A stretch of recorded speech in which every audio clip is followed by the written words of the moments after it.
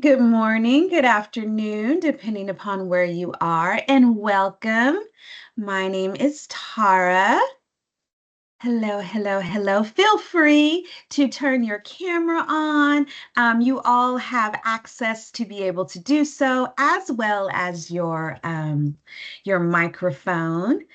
This is, in fact, a digital workshop. So if you have joined me before, you know that we welcome conversations and love to see faces as well.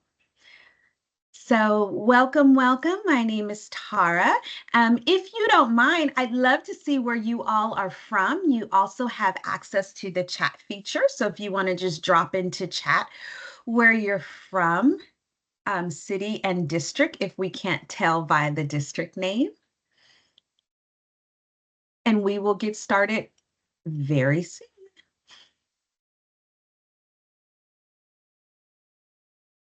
Awesome.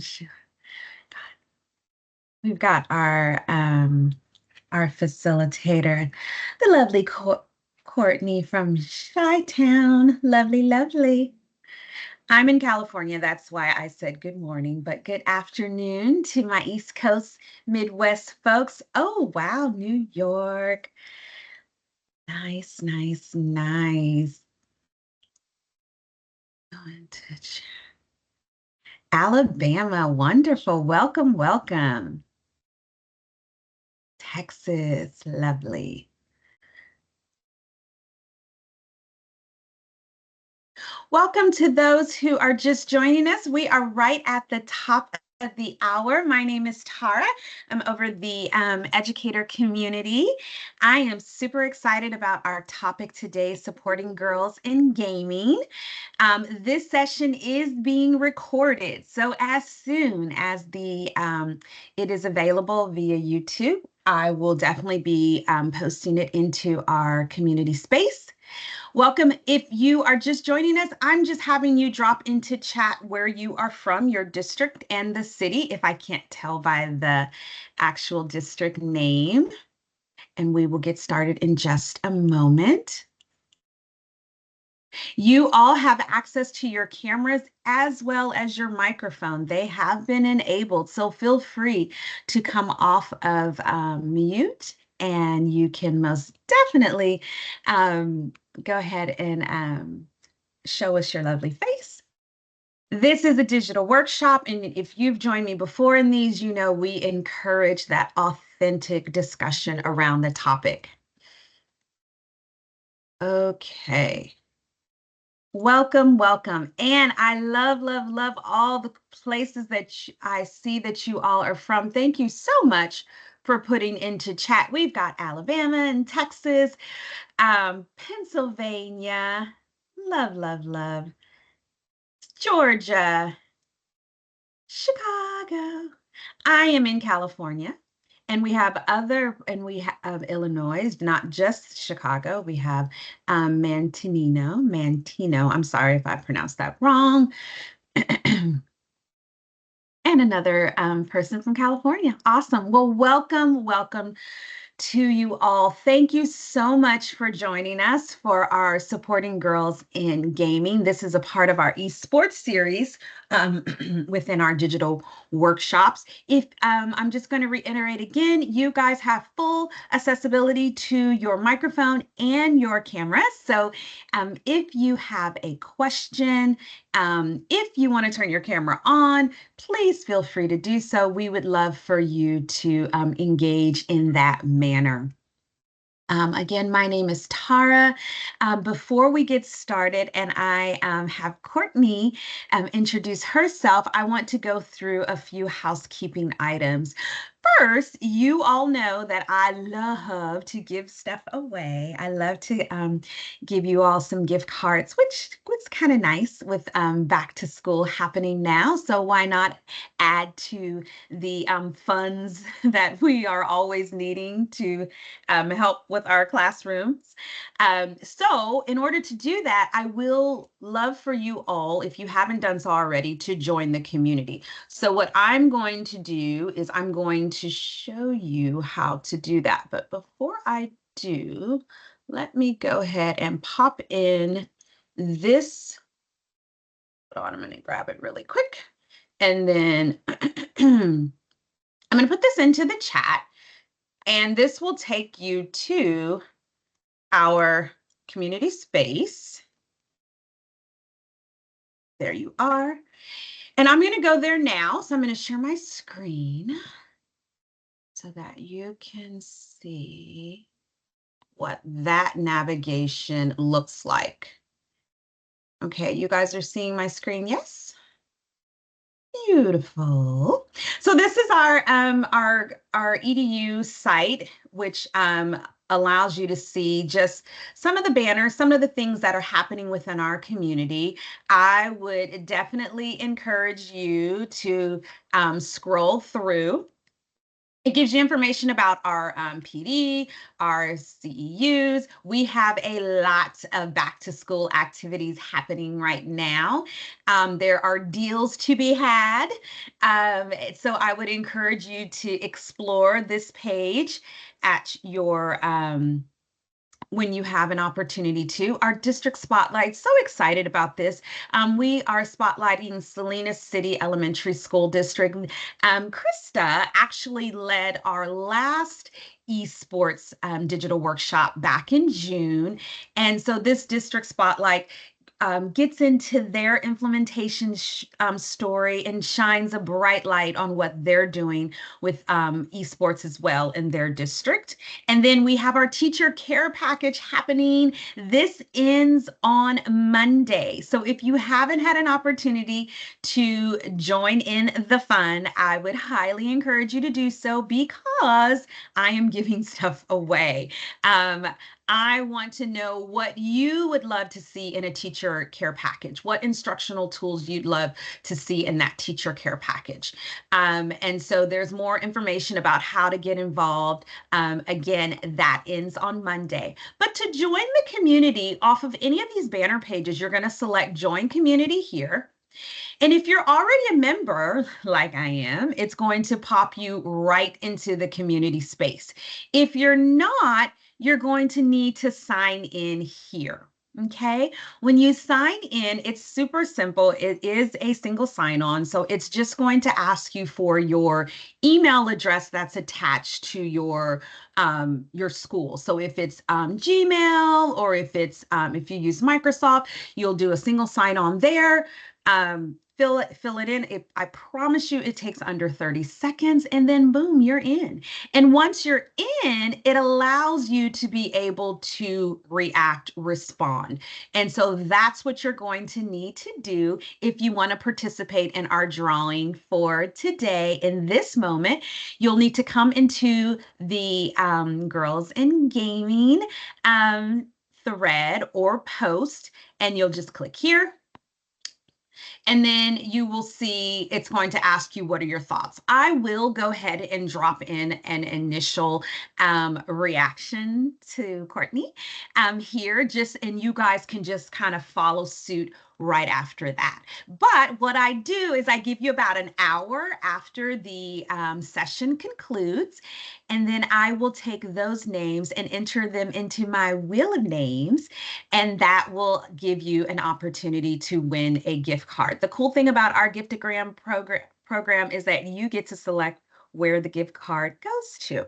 So I would encourage you to participate. And again, all I need for you to do is to respond, react, reflect, whatever you want within the thread of this particular post. And like I said, I'll start one here in just a moment.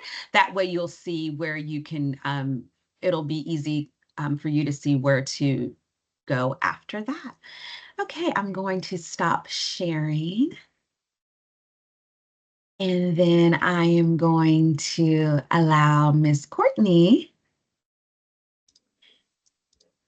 to go ahead and begin. Okay, again, I encourage the communication, the conversation. So yes, you can use the chat feature, but please feel free to just pipe in whenever. All right, Miss Courtney. Hi, everybody. Risa says also hello as well. She's will She's not. beautiful. She is. She's a menace, let me tell you. She won't get off my desk. So she might be making some cameos along the way. But hi, everybody. Thank you so much for being here. And especially when talking about such an important topic about supporting girls in gaming and especially in our schools. And so I'll kind of introduce myself a little bit more as we go into this. But one of the things I will say, feel free to go ahead and put in comments or questions into the chat. I want to make sure that we have a conversation because this is such an important topic to me, especially the way that I've grown up and the things that I do now as well.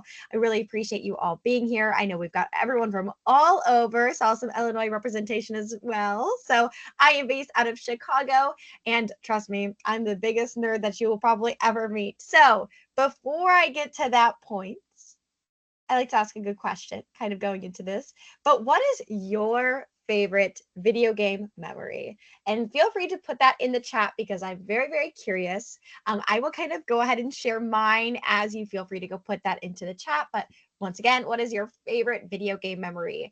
For me, I personally remember being very, very young, and I grew up with four other siblings, so we always used to fight over different consoles and things like that growing up. And I remember I love still love Pokemon. And so for one of my Christmas, my dad had gotten me the limited edition Pikachu Nintendo 64, and I still have that Nintendo 64 to this day, and it's such a huge part of me, of my identity, and it's just something that I've had forever, and I will never ever get rid of it. Trust me, it's seen better days. It's a little banged up along the way. Trust me, it's not in the best condition, but it's the thoughts, the memories that count. But I see Donkey Kong. Oh my gosh, I love Donkey Kong. I was literally just talking about last night, which one of your favorite of the Kong family is a favorite. I love Donkey Kong just in general. Pac-Man. Love that. Love, love, love Pac-Man. Super Mario, amazing. I was always so bad at it. Oh my gosh, Atari with your cousins, amazing. Oh my gosh, the Simpson arcade game. Wait, I love that. Wait, I remember playing that so much. Do you still play? Carl, same here. Just wait. Just wait till I turn off my blur. You're gonna be like, what? Oh my gosh, all the card games. Oh my gosh, I love that Tara. Amazing. The Game Boy, amazing. Oh, you finally beat Mario 3 on your own. Oh, Miss Pac-Man. Hey, Pac-Man, who knows them? Miss Pac-Man? That's what we love. That's what we love. Oh my gosh, your first SNES? Oh, wait, I love Street Fighter. Sonic, amazing. Juice Xbox 360, amazing. I love this. This is also amazing. And I think that's just like what's something about gaming that's so beautiful is that it doesn't matter who you are, you can interact and love games in so many different types of ways. And so that is just, thank you all so much. That really made me happy. I just love hearing all the little things about what everyone loves. So to kind of go into a little bit more, let me introduce myself really quick. So I'm Courtney Rodgers. So my current position at ViewSonic is I am the regional business manager covering the Central Midwest. So what that kind of means is that I go into different schools and help architect the classrooms. I make sure that everyone feels supported and empowered and ready to go. I'm originally from a very, very, very, very, very small town, about an hour and a half west of Chicago, of less than 200 people. So one thing about me is that kind of growing up, I was always like the resident technician. So anytime like anything went down, let's say like someone's internet went down, I would go over to their house, I would unplug their router and I would plug it back in. And they thought that I was going to be like the next Bill Gates because they were like, this girl is so, so smart. But I always love technology, always love video games. And so, kind of going into that, I am a huge gamer. And let me go ahead and turn off my blur as well. Poor Tara, she was like, what the heck? So, as you can tell, I'm a huge, huge gamer. And so, I compete currently in Pokemon. Very actively. Actually, next week I'm going to the World Tournament over in Hawaii to compete as well. But I also do streaming, I do commentating, and also create content regarding Pokemon and video games in general. So it's a huge part of my identity, and it's one of those things as I was growing up was very hard to connect and identify with just because of the ecosystem in which I grew up in. But it's something I'm extremely passionate about. There's so many things I love about it, and I know so Pokemon seems very kiddie, as some people would say, but it is just one of those games that I truly love. I also play other games like Valorant, Rocket League, Super Smash Bros., things like that. I'm just not as good at those games. So Pokemon's kind of my favorite bread and butter, but I do love, love, love playing video games. And I'm a huge nerd. Currently, I'm working on my gaming desktop that I built. And I think that's the biggest thing, is that really showcasing that doesn't matter who you are, you can always love video games just a little bit. So to kind of continue on a little bit more, one of the things that I like to kind of pull up is that, did you know that 48% of gamers identify as female? And I think that's a big number to kind of look at, because I think when we're talking about, especially in schools and things like that, is why do we not see more of that representation in esports clubs or after school programs and things like that? And I think the biggest thing that we need to keep in mind is how we're able to go ahead and help them grow into those different ecosystems. And I think when really talking about back in my day, growing up in a really small town and things like that, it was really hard for me to connect not only with gaming in general, to really find my identity that way, but also identifying with the different people in my clubs. So one question I really want to pose with everybody really quick is, do you have any girls or non-binary students that are currently interested in a gaming club or a part of your esports club? I think that's a big thing. I know I was one of the people that started my esports club. At that time, it was a gaming club because esports wasn't really the big thing. But do you have any students that are a part of that club? And how would you feel? How would you say that they feel about the current club and the current ecosystem right now? And if you don't, that's totally fine. We'll kind of talk about ways that we can kind of include them and things like that. But it's one of those things that it just what it just makes me so happy. So I'm so excited to do this. Sorry, I'm like giddy right now. To kind of And continue. Oh, go ahead. oh, I was just going to say, and if you guys want to come off of mute to address that question, that's totally fine too. Don't feel like you have to type it in chat. Sorry. No, for sure. That's amazing. Does anyone want to say anything? Anything like that before I kind of continue on as well? Perfect. I'm watching. Yes. Go ahead, David. You're able to hear me? Yes. Hi, so I'm not necessarily in the classroom anymore. I am actually a program lead for a bigger kind of South Texas region. But when I was a coach in middle school, it was kind of the same thing. I was a computer science teacher, and I saw very similar things with computer science with middle school students. For me, it was personally reaching out to the girls that were in my classroom, or that I could see had that passion to play games, but felt like there wasn't a space for them. Yeah. So I personally reached out to them and brought them in. I also encouraged a lot of additional roles.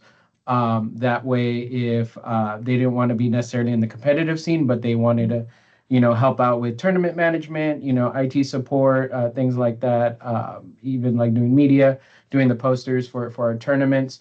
And it kind of gave them more of a safe space, so to where they started competing in things like Minecraft and Mario Kart. So for me, it's always been about that personal invitation and building that rapport with your students and really knowing who they are. And like I said, it to me, it's usually that invitation, because I just felt like they didn't feel like there was a genuine space for them. And then once they were there, it started attracting other girls to kind of join, like, oh, okay, it is a cool space. Or they would go out and invite people, and they're like, hey, and they would also realize that, kind of like a lot of the boys were like, hey, yeah, we could create this space together. And, it just started becoming an awesome community when we were coaching. Oh my gosh, I love that. And thank you so much for sharing. And I think I think that word community is such a big part of gaming, and especially when starting these different clubs. But also, I love the fact that you reached out to them, you connected with them, because it's, as we are in the schools, we really do see our students, and we see that, oh, Courtney really has been walking around with her DS. She almost ran into so many people in the hallway. Maybe we should reach out and see, maybe she wants to join this club, different things like that. And I think that's really that connection. And I think especially kind of going into that topic of really talking about how can we make them feel comfortable? How can we make them feel like they're welcome into this club? And especially when they see that it's maybe just all boys and things like that. How can we make this a welcoming experience for them and making them feel empowered to be a part of it? And like you said, they don't have to play competitively. There's so many different things that they can do along the way too. And I'll be sharing a little web map that I'm sure some of y'all have seen before too. There's so many ways that they can grow and be a part of that community and just really make it a whole beautiful, like, whole ecosystem. And I see that Lindsay said we do have a few girls in our club, our campus esports club, but not on the varsity team. I think they're part of the club for the community. Once again, community is a big thing, and they don't have to play competitively. And I think that's just a big thing also to remember. Like, let me tell you, you don't want me on a competitive Valorant team. I'm just gonna say that right now. It would not be a good time. Maybe Little League is where I need to be for Valorant. But just little things like that, that just providing that community space for them is so, so important. Monica says, I know a few girls who are very interested, but they don't feel comfortable about sharing it openly. Huge, huge talking point, Monica. And I think I'll have a few slides to kind of talk about this a little bit more, and especially like my experience, and then also kind of talking about gaming as well. But it's one of those things, is that this is just a very open discussion. If you feel free, raise your hand. We can really kind of communicate that too. But I'm going to go ahead and go to the next page. So addressing, of course, the elephant in the room is that most young females and non-binary students feel very uneasy in most esports environments. And as we can kind of tell, that's a huge thing. So the gender stereotypes and biases limit the opportunities and create barriers for them. And I think really kind of talking about that is that if you were to go up to anybody in a Walmart, in a Whole Foods, or anything and say, who do you think plays video games? They would probably say, like, oh, my son won't get off. You won't leave the basement to stop playing Valorant or Rocket League, things like that. It kind of has this bias. And it's one of those things that I really had a bowl-to-bowl moment with my mom. And I love her dearly, don't get me wrong. But it's one of those things, every time I talk about Pokemon, and especially when I got back into the competitive scene, she said, you're still playing with Pikachu? And I was like, yeah, mom, of course I am. It's so fun.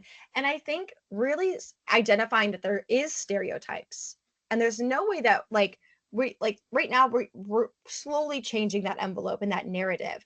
But it's one of those things that we have to make sure that we're educating not only ourselves, but also our peers and others, to show that it doesn't have to be those stereotypes, and that we can really kind of elevate and really learn that everyone has a space in esports, and especially in gaming, whether it's a club, whether it's a varsity team, or anything like that, because it's a community and we need everyone a part of the community. And also the lack of representation. And like, as David, you were kind of saying, is that's very much like, if I were the outside looking into the club and I see only my male peers there and nobody else, how comfortable am I going to feel going ahead and joining and being like, hey, can I join? It's really about the representation and really making sure that we're doing that outreach with those students and seeing that, oh, I know that Courtney likes Pokemon. Maybe Courtney wants to see, like, maybe she wants to go into production in her future, or maybe she wants to do this and maybe do that. Maybe there's a way that we can connect Courtney into this community to make sure that we can make them feel a part of this gaming ecosystem because they love it so much, but also giving them avenues and things like that where they can connect even more on that side. And there's so many different types of organizations that go ahead and kind of integrate this as well. So the Women in Games International, they do a lot of different mentorship opportunities, and something that I'm a part of, and that I will go ahead and do a lot of different webinars, really connecting with students one-on-one and making sure that they feel comfortable and asking those questions and making sure that they feel heard and they feel seen in any sort of ecosystem, whether it's an after-school club, an in-school club, different things like that. But also a ton of different organizations of doing fun little game focused jams and things like that to start to bridge the gap of those STEM and STEAM initiatives into this gaming ecosystem, to really kind of show that they can go into these branched out different ecosystems, but also still correspond back into the gaming side of things itself. Oh, we don't have an esports program, but I'm interested in a club. Honestly, I will say a club is the best way to start it. And I'll kind of go back a little bit back to when I was back in my school district and really kind of talk about how I was able to really leverage starting an esports club with very, very little resources. And I'm sure that's what everyone is currently dealing with right now. Is so back in my school district, I was trying to figure out a way that I can invite students in, but also provide them equipment, because we had a very high free and reduced count lunch of lunch count, but also the fact that I wanted to make sure that everyone had a safe space, especially for that 3 to 6 p.m. after school, and something that they could really connect with too. So a lot of my students were really open to bringing in their devices, and I'm sure you get that as well. And the biggest device that I would say is the most flexible is the Nintendo Switch, as we all know, with Super Smash Bros. And Rocket League and things like that.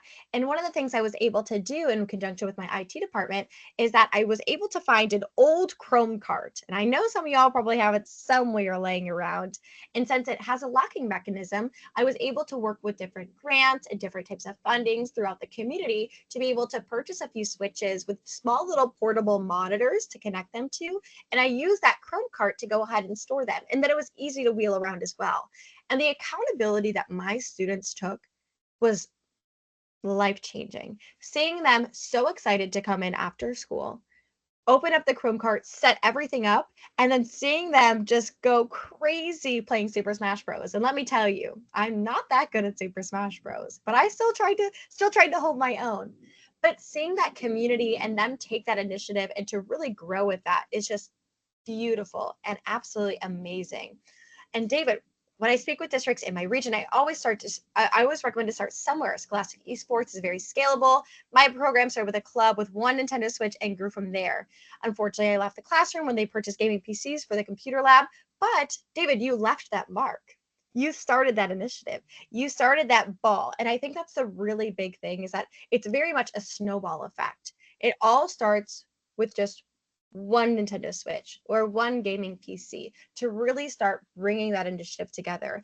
And I think one question I get a lot when I talk with schools one-on-one is what happens like if they break it? Like, are these kids, they break their Chromebooks? Like, I'm worried about investing in like a nice Switch or a computer. Like, what happens if that like they get a lot of worry when it comes to those things.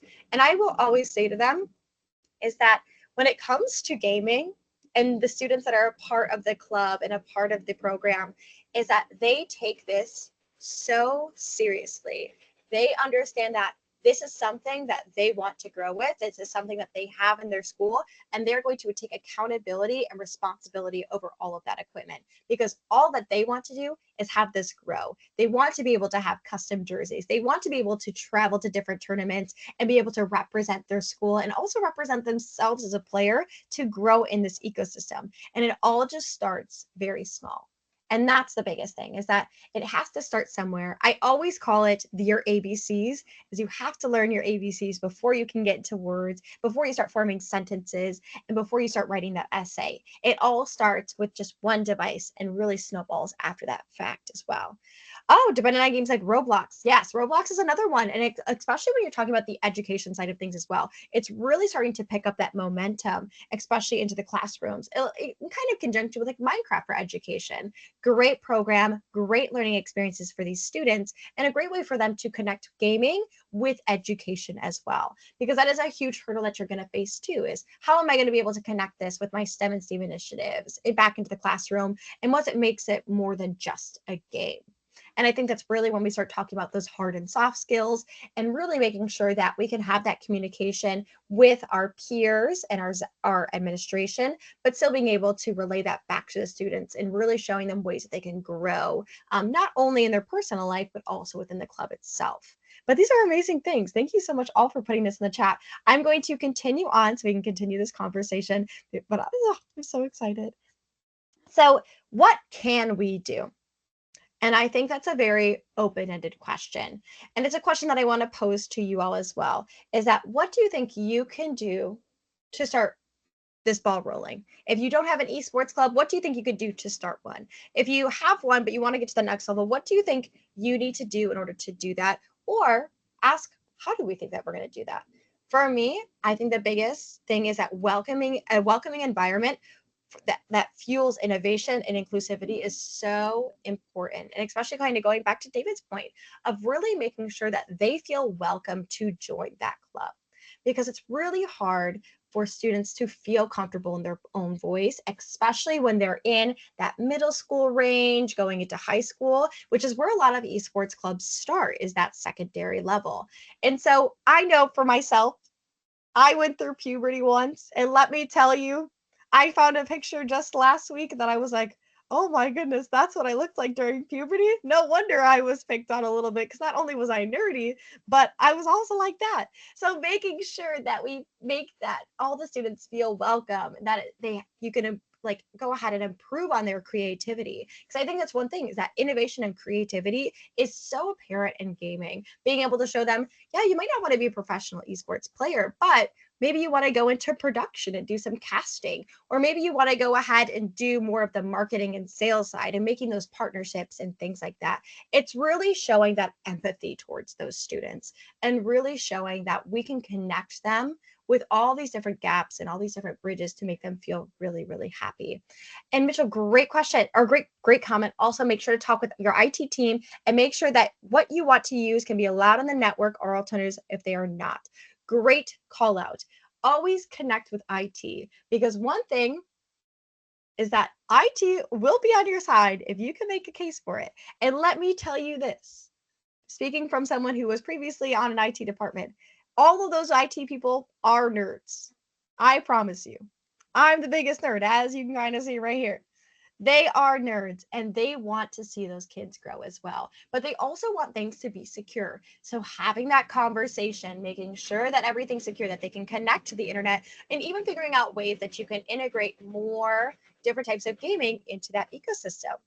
Because there's different things, like you can maybe pull up a virtual machine and maybe have those different types of games on there, so it's a little bit more secure on that side, but also making sure that you can hit the internet to connect with schools all around the world to play these different games. Every single IT person that I know is a nerd. Trust me, I still play certain games back with my old IT peers as well. It's just the little things that really communicate and connect us. And I think that's the beautiful thing about gaming, is it doesn't matter what your age is, what your race is, what gender you identify as. It is a community, and we all connect with the common ground of loving video games. But also making sure that we can continue that innovation and to continue to push these students into all these different avenues. There is a very, very, very, very small percentage of students that will become professional gamers. And I know it's one of those things, is that we always dream about it. We always hear our kids say, I want to be a professional video game player. I want to be a professional YouTuber and things like that. And we all know it's a very small percentage, but why not encourage that? But also, why not encourage the other growth of different things that they can do? And one of the things I always like to show is the career in gaming, esports related fields, and all of the different things that these students can do.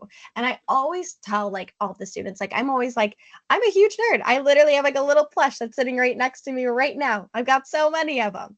But it's one of the things, is that gaming was allowed me to connect with technology, to continue to be more nerdy, to continue these avenues and continue to grow in this ecosystem and really find so many friendships.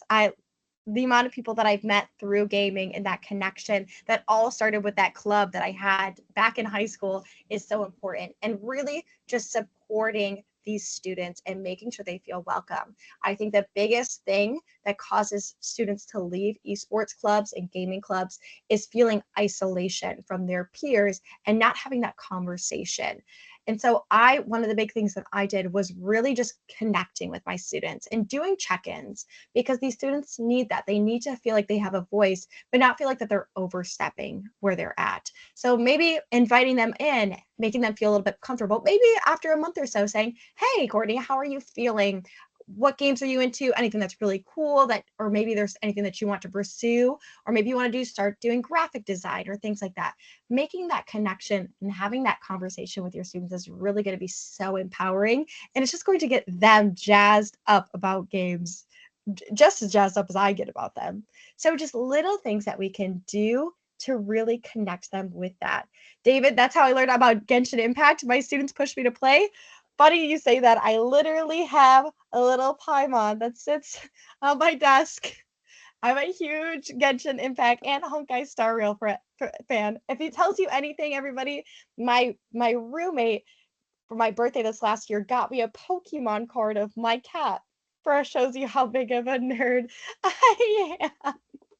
But yes, Carl, I will send out this PowerPoint as well, and so I can make sure that you get a little look at this. But I will say, when I was talking to my administration and talking to my IT department back in my district, this was a map that I brought up. And what I did, truthfully, is I brought it up and I let everyone sit there for about 2 minutes just to read it. I said, I'm going to give everyone a second to look at this map. and the empowerment that came out of my superintendent and my assistant superintendent, and showing them, wow, it's more than just a little yellow mouse. It's more than just car soccer. It's more than just building blocks. It's so much more than that. And for them to see it, the tangibility and all those things really helped me turn that needle back in my school district and really start to be able to bring esports not only to my middle schools, but also to my high schools, and start our Minecraft for Education program back in our elementary schools.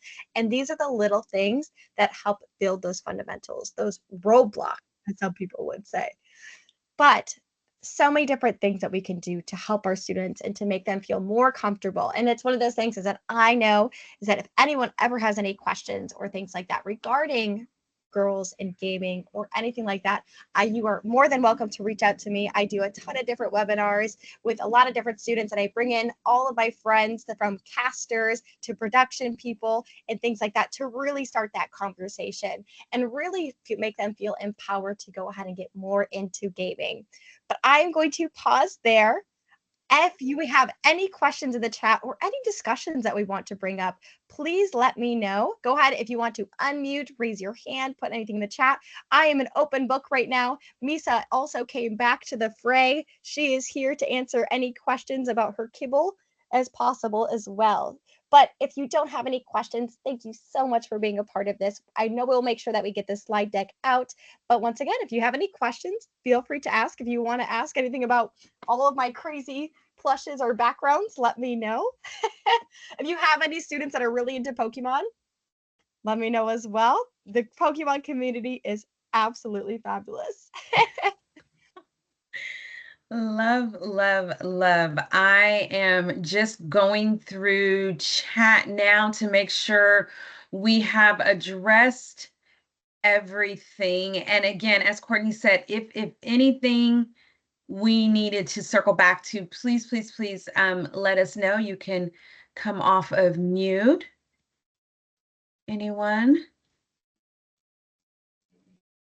Okay, I want to make sure I know her enthusiasm is so infectious. I wanted to just one of the things that Courtney had said is we were kind of wrapping our heads around like what would next steps look like. And I know that this session kind of helps you really begin to start that noodling process around next steps. So I'm just wondering, like, action items, like what do you think would help you execute, even if you could do something maybe this year? And Courtney had mentioned about, starting small from a club perspective versus an actual program. Is that something you see that could be feasible even this year as we get ready to go back to school? Any thoughts, comments around that? Yeah. One thing I will say too, and kind of looking at the chat really quick from Lindsay. Also, hi Lindsay, how are you doing? Um, Lindsay asked, how can colleges and higher ed institutions support K through 12 schools more, especially with girls in gaming? And I think this is a really important question, and especially about bridging that gap within really talking about that community. I think for me, especially back in my district of where I had a very large university right smack dab in the middle of my actual school district, the biggest thing for me is reaching out to that community. So those players, the esports program and things like that, and having them come in and finding blocks of time, maybe once a semester, maybe a few times a semester, and almost providing not only mentorship opportunities for those students, but also showing them what it's like to be an esports competitor or an esports ally in clubs in college. Because that's one of those things is that a lot of these students, they like idolize these pro players and things like that, but it's all about building steps. So being able to bring them onto campus to show them that esports organization, but also connecting some of those players with the students and giving them mentorship opportunities and saying, hey, if you're interested in getting more into this or getting more into the production side or things like that, here's someone I think you would really get along with to really help empower that. Because not only is it giving it mentorship opportunities for those college students, for it to have a mentee, but it's also showing those K through 12 students this is something I can be. And it gets them excited to continue this creativity process with gaming. It's exciting to go into college and being able to provide that same experience and really just showing that connectivity through the community that way. So amazing question. I think that's so important, and to really make it so that everyone feels really empowered and really excited about everything too. Awesome. Oh my gosh, I love this, David. Responding back to Lindsay as well, this is something I'm trying to get going in our region. The university that is literally across the street didn't have a structured program. Now they are pushing to grow with the club to a more competitive group at the collegiate level. I'm getting them to attend our esports summit and other tournaments to speak with other educators. I'm also reaching out to other colleges, universities, and military to come out to these events. Absolutely amazing, David. That is so exciting to hear. And it's really, like I said, about reaching out and doing these things. I always tell people, reach out to me. I love to talk to schools. I love to bring in my friend that does the esports casting for Rocket League. I love bringing in the production manager for all the Pokemon events. I love bringing in these people to talk to students, because that is what's going to break that barrier. Not only for those students to see that there's so much more to gaming than just the video game, but also to that administration that says, oh, it's just a game. They're just playing a game. There's so much more to that. And being able to show all of these different entities that we can grow and really adopt and evolve with gaming is so important. So that makes me so happy to hear. Oh my goodness. Yes, David, go ahead. Sorry. Yeah, so I was going to follow up. Another thing that I really like promoting is, like you said, it's that buy-in that we rarely get. It's a new, it's kind of new frontier for a lot of schools. A lot of administrators don't really know about esports. So what I usually, share with other schools that are trying to get things going, they're like, we have no support. And so I'm like, you have to create that support. You have to start somewhere. And I always bring up the fact that I have to start with one Nintendo Switch. Usually it's not that hard to find one. I had my own. I'm a huge gamer as well. So I had to pick, between my Switch and my Xbox and my PC. I'm like, well, the Switch is very diverse, which, by the way, highly recommend. That's where anybody starts. As much as I love gaming on the PC, the Nintendo Switch is just so versatile. So starting with one Switch, even if you know somebody who has one, I think I put it on the chat. If there's a lot of, like you don't have equipment, you could always get docks. Docks, I found them for like $20, $30, like third party on Amazon. And I would bring them to my lab and I would just let the students bring them in. I'd create like a little kind of a permission slip letting the parents know that they're bringing it in. Usually there's no issues with that because they sit on the dock. You don't have them playing and flinging it around. So usually nothing happens with that. And they bring their own controls, and that took care of that. We were able to run kind of like tournaments with that. But starting with that, starting somewhere, once you get the ball rolling, get the students involved, have them run the roles of doing tournament management, being like the game manager, calling out who's next. I did that for one tournament, brought in my principal, and they got to see it's more than just playing video games. Because that's one of the biggest things that I see a lot of the times is that a lot of admin and stakeholders see it as just playing games, wasting time. They see, all these videos online on social media of people getting mad, throwing tantrums, cutting each other down, and it's all about, kind of displaying what can be done with it. And then showcasing the different skills that they can learn that are transferable. It doesn't mean they're going to stay in esports. They could transfer it almost anywhere nowadays. Social media marketing is a huge growing, industry. Even at the region center where I work at, we have a whole department just on, media and marketing, and that's all they do is learn about analytics, when's the best time to post, things like that. That could all be baked in, even at the elementary level.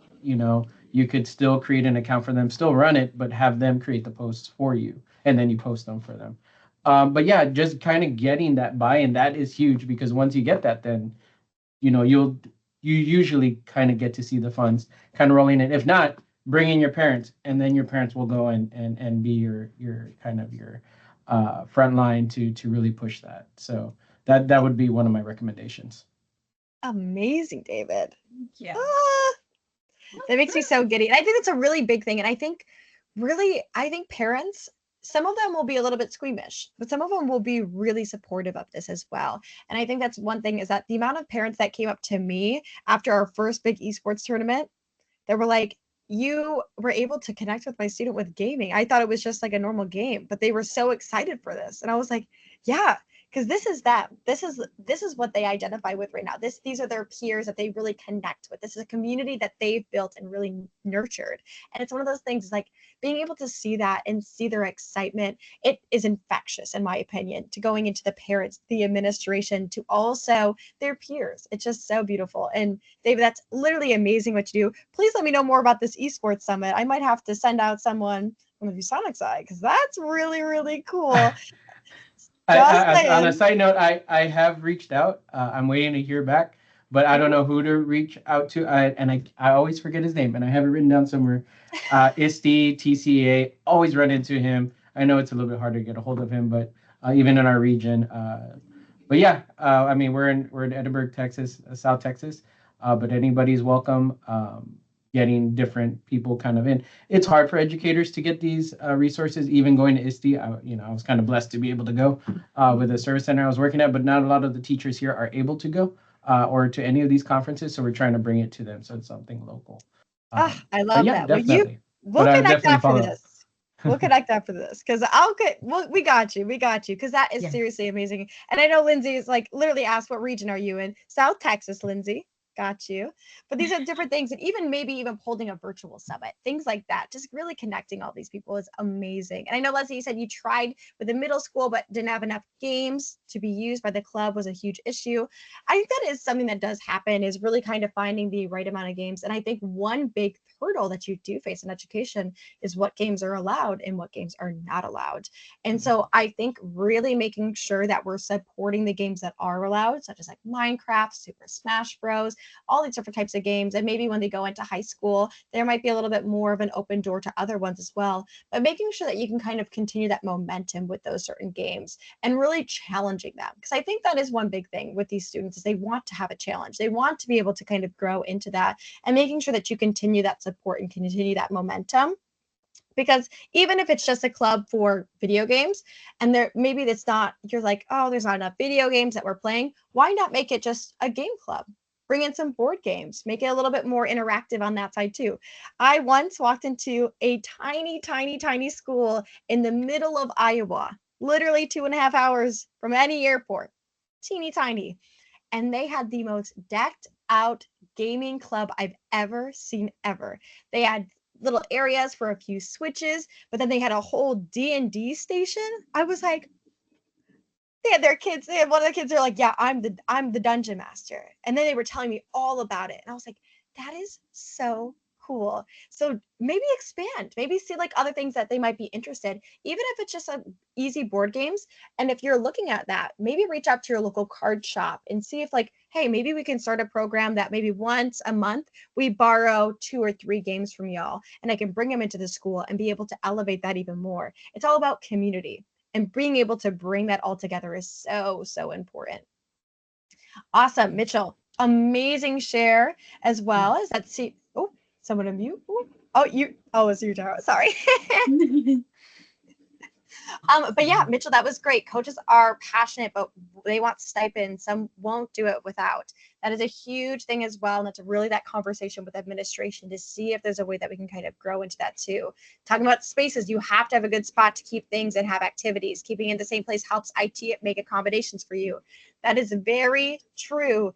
IT does not like when you move around, especially when it involves access points and IP addresses and making sure things are opened and closed. So maybe just having a common room, maybe it's your classroom. Like I said, I was able to do things with the Chrome cart because it allowed me to move things around even a little bit more too. Like, so it really allowed for that help. And then consoles or PCs or both. In our district, we do not allow consoles at the time because of network restrictions. So yeah, really having that conversation with IT, seeing what we can do to kind of build off of that. And I know I've actually worked with some esports programs where they actually integrate it into more of STEM and STEAM initiatives to build that equipment. So I had a school that literally what they did is that each semester they did a PC building class. So by the time the end of the class of that semester, they had a brand new gaming PC that the students did and they built from square one. So it was able to be part of the curriculum. They were able to talk about coding, talk about the components, talk about gaming, and at the end, they were able to take that PC and put it into their gaming esports club and really make that whole full circle. And let me tell you, the accountability of those students, They were the proudest students I've ever seen. They were like, this is the PC that I built. This is what I did. These are the things that I could do. And it was so, so cool. Yeah, David, local hobby shops and comic shops are amazing. Great resource. Not only gives back to the community, but also brings the community into the schools as well. Carl, can you send some pics of gaming rooms or stations? For sure, we can get that rolling as well. I know, Tara, we can work on that on the backside to make sure that we can show that. And I think that's one thing that I feel like I hear a lot from schools is that they're like, I feel like I can't, like, I see all these schools that have all these gaming rooms and they have these arenas that they have and things like that. But they always start somewhere. They always start small. So don't be afraid to use just a small room, use your classroom and things like that, because that's what helps build the momentum. It shows that our school and our students want to have an esports club. They want to have their own space. Want to have their own room. And that's when you can really start building those fundamentals of maybe there's a referendum project, maybe there's a capital project, and maybe esports and gaming can be a part of it at that point as well. But we will make sure to send over some of those gaming resources, and I'll send over some stuff that I had when I was super teeny tiny back in my district that was just like, hey, you got to work with what you've got, let me tell you. But yeah, David, like I said, I would always recommend with a Switch, especially Super Smash Bros. Those students will bring in all of their GameCube controllers. Let me tell you, the amount of them, I've got my own custom one because once again, I'm a huge nerd and all I have as a responsibility is my cat. So what can I say? But that's the thing, is that these students will get excited. They want to go ahead and show them and show their peers and show the world that they're into gaming and they're good at gaming and want to continue to grow. But literally amazing. But any other questions, Tara? Anything from you? Yeah, no, I thank you all. Thank you, Courtney. Thank you all for this, again, authentic discussion around this topic. I hope that you all have been able to glean some things. I mean, thank you all for responding in chat. This is amazing information. I would definitely kind of copy and paste some stuff over just as far as the insights are concerned. I just dropped into chat just some information. I know you were asking Courtney about, I'm sorry, the gardener's here, excuse the background. We're asking questions regarding just different images and whatnot. I just put into chat our, just from our library. What's really cool about the library is there's some case studies in there, there's some videos in there, but it just takes you into kind of different vignettes that supports gaming and what it looks like in different districts and areas. So I just wanted you, just as far as having visuals were concerned, obviously it's going to give you some insights around what we offer as far as tools that will kind of facilitate a gaming setup. But again, I want to reiterate what Courtney just said, just starting with the resources that you have. And then as you continue to get more information, and I would also welcome you guys to go back to, if you join the community, go back into the library, because each of these workshops, we've shared out really great resources that will give you links around funding support. So to really help kind of grow the initiative in your district at your school. So I would highly encourage you guys to do that as well, just so that you at least have tools in your arsenal to kind of help get you started. But also feeling very good about knowing you can really start anywhere. I love that Courtney said that, starting with just board games. I mean, like it's the idea of bringing community together around one mission and then seeing where it really goes from there. And particularly as you get more information, you'll understand even what funding opportunities are available as well. Okay. Love that. Anything else that anyone want to share or comment upon? Questions? Any lingering questions? I did want to encourage you one more time. Like I said, I would love to be able to give. I do see a couple of folks have responded in the thread. That's going to make my drawing really simple. But if you would like to be able to participate, I'm going to drop into chat one more time that link so that you can go ahead, and if you haven't done so already, you can join the community and respond in the thread. See, and like I said, I will leave this open for another hour to give you an opportunity to join that conversation in the community. And I'm just reading on David. Oh, We love Danny. awesome. Yes, Danny. And you were at TCA. Okay, good deal. Well, that would make sense being in Texas, David. David, thank you so much for piping in. I really, really love all the insight that you shared. It was amazing. Really appreciate you there. Okay, and like we said, this recording will be available, and we'll make sure that we get this deck out because I know others were wanting the information provided in the deck. And I'm going to ask last time, no questions, no further comments. Amazing. Well, I thank you so much, Courtney. Thank you to all. Thank you to all the participants, and hopefully you'll join us next month. We'll have another esports session, and you'll see information about that soon. Thank you all. Be well. Thank you all. Have a great day. Happy back to school. Have a great weekend. Thanks, Courtney. Bye, Bye, everybody. everyone.